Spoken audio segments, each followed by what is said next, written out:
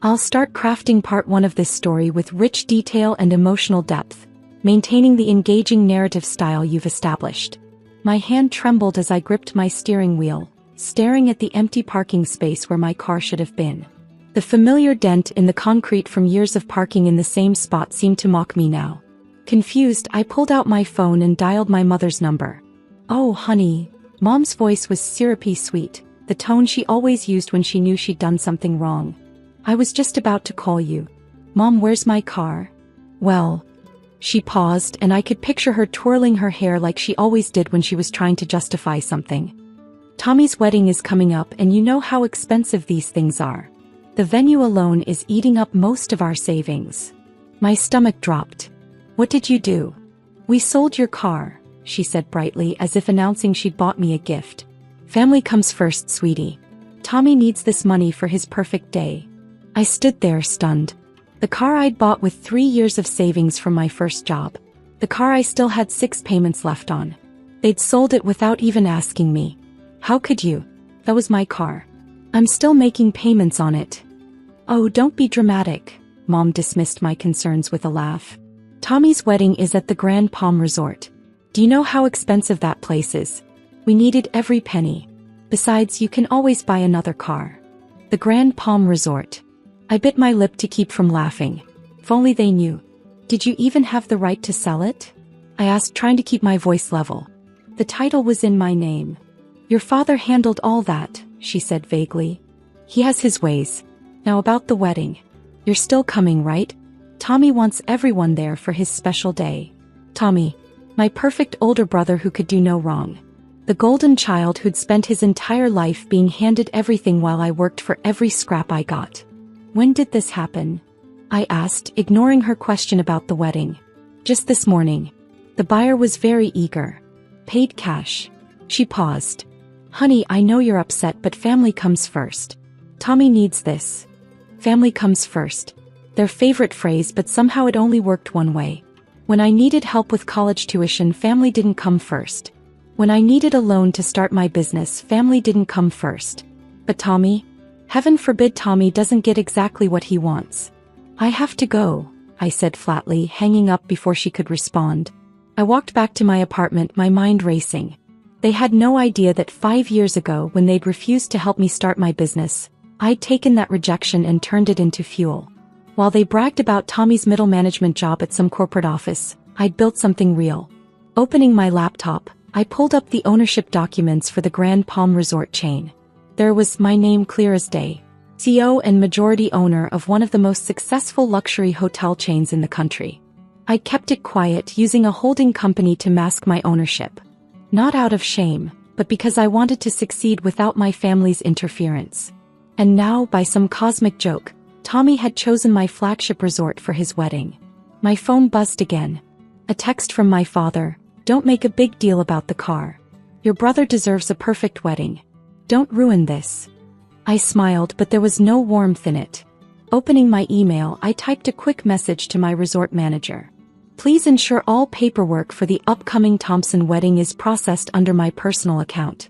And James, make sure my name is visible on all the documents the bride needs to sign." The response came quickly. "Of course, Ms. Thompson. Everything will be arranged as requested."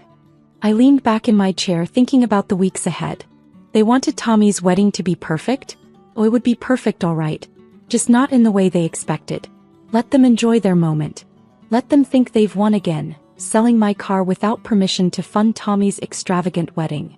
Soon enough, they'd learn what real success looks like. And I would be there to watch their faces when they realized exactly who owned the empire they were so desperately trying to impress. Sometimes revenge doesn't need to be loud. Sometimes it just needs to be perfectly timed. The day of Tommy's wedding arrived, and I dressed carefully in a tailored Chanel suit, classic black, elegant, powerful. The kind of outfit that screams success without saying a word. As I drove my new car, a significant upgrade from the one they'd sold, to the Grand Palm Resort, I couldn't help but smile at the irony. The hotel staff greeted me differently than the other guests, of course. They knew who I was, though they'd been instructed to maintain discretion. "Good morning, Miss Thompson," the valet said with a respectful nod, refusing to take my keys. "Your usual parking spot is available." Walking through my own lobby felt surreal. Every detail, from the crystal chandeliers to the marble floors, had been personally selected by me. Now my family was here, thinking they were somehow special for being able to afford one wedding package. There you are. Mom's voice cut through my thoughts. She was wearing an expensive-looking dress, probably bought with my car money. Why aren't you dressed for the wedding party photos? I glanced at her outfit, then at mine. I am dressed. But you're wearing black. This is a wedding, not a funeral. She sighed dramatically. At least try to look happy for your brother. And where's your gift? My gift. If she only knew. Don't worry about my gift, Mom. I've taken care of it.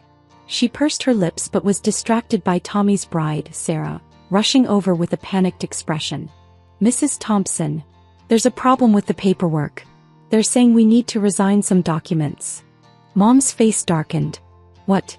But we've paid for everything. The manager says it's just a formality, Sarah explained, clutching a folder. Something about the ownership changing recently. I stepped forward. I can help with that. Mom waved me off. Honey, this is business stuff. Let me handle it. Actually, I said, taking the folder from Sarah, I think I'm qualified to handle this. Opening the folder, I saw exactly what I expected. The ownership transfer documents clearly showed my name, Alexandra Thompson, as the CEO and owner of the Grand Palm Resort chain. I watched as Sarah's eyes fell on the paperwork, then snapped up to my face. You, she stammered. You're the owner? Yes. I smiled pleasantly. Surprise. The color drained from Mom's face as she grabbed the papers. This is some kind of mistake, she said, but her voice wavered as she read my name over and over. No mistake, I said calmly. I own the entire chain. All 36 resorts across the country. Including this one where you're so proudly hosting Tommy's wedding. But how? Mom's hands were shaking. Remember 5 years ago when I asked for help starting my business? When you and Dad said I wasn't responsible enough, and gave my college fund to Tommy instead. I took the papers back from her trembling hands. Well, I did it anyway. Without you. And now here we are. Sarah was staring at me with a mixture of awe and fear. She'd heard all about me, I'm sure, the unsuccessful daughter, the family disappointment. Now she was realizing none of it was true. Does Tommy know? She whispered. Not yet. I smiled. But I'm sure someone will tell him soon. As if on cue, my father's voice boomed across the lobby. What's going on here? He stopped short when he saw the papers in my hands, his face turning an interesting shade of red. Hello, Dad, I said sweetly. I was just explaining to Mom and Sarah about the resort's ownership. By the way, how much did you get for my car? I hope it was worth it. He opened and closed his mouth several times, looking like a fish out of water. Now listen here, he finally managed. You can't just... Can't what? I interrupted, my voice sharp. Can't own a successful business? Can't be more successful than Tommy? Or can't sell something that wasn't yours to sell? The lobby had gone quiet, other guests trying not to stare at our family drama unfolding. Speaking of which, I continued, pulling out my phone, I had my lawyer look into that car sale. Interesting thing about forging signatures on title transfers, it's actually a criminal offense. Dad's face went from red to white so fast I thought he might faint. You wouldn't, he whispered. No, I wouldn't, I agreed. Because unlike you, I actually care about family. The car's replacement has already been deducted from your final bill for the wedding. Final bill? Mom squeaked. But we paid in full. I smiled. You paid the standard rate. But there are always additional fees. Premium services, special arrangements, last-minute changes. It's all there in the contract you signed. Sarah was frantically flipping through the papers now, her eyes widening as she saw the numbers. This is highway robbery. Dad exploded. No, I corrected him calmly. This is business. Something you should have taught me instead of dismissing me all these years. Just then Tommy appeared, his face flushed with anger. Someone had obviously told him. Is it true? He demanded. You own this place? Not just this place, I said. The whole chain. Surprised big brother. Still think I'm the family failure. He stepped closer, lowering his voice. You're trying to ruin my wedding. Actually, I'm making it possible, I corrected him, Do you really think Mom and Dad could afford this place on their own? I've been subsidizing your perfect day since you booked it. The preferential rates, the upgraded packages, the complimentary extras, all courtesy of your failure sister. The silence that followed was deafening. Now, I said, straightening my jacket, you have two choices. You can continue with your perfect wedding, knowing that your success depends entirely on my generosity, or you can cancel everything and try to find another venue on zero notice. I turned to Sarah, whose face showed she finally understood the full picture. Your call, future sister-in-law. What's it going to be?